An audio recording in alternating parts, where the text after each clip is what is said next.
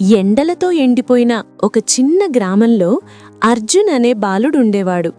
ఆ గ్రామంలో నేలంతా పగుళ్లతో నిండిపోయి ఉండేది. ఒకరోజు తన ఇంటి వెనుక ఉన్న పగిలిపోయిన నేలని చూసి అర్జున్ ఆలోచించాడు. గ్రామస్తులు నవ్వుతో చెప్పారు, "ఇక్కడి ఏదీ మొలకెత్తదు బాబూ, ఇది పూర్తిగా ఎండిపోయింది."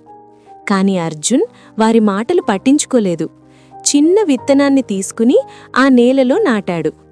ప్రతిరోజూ ఒక చిన్న గిన్నె నీళ్లు తీసుకునొచ్చి ఆ నేలపై మెల్లగా పోసేవాడు.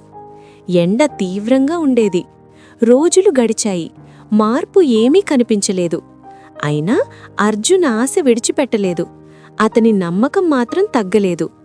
ఒక ఉదయం ఆ నేలలోంచి చిన్న పచ్చని మొలక బయటకు చూసింది.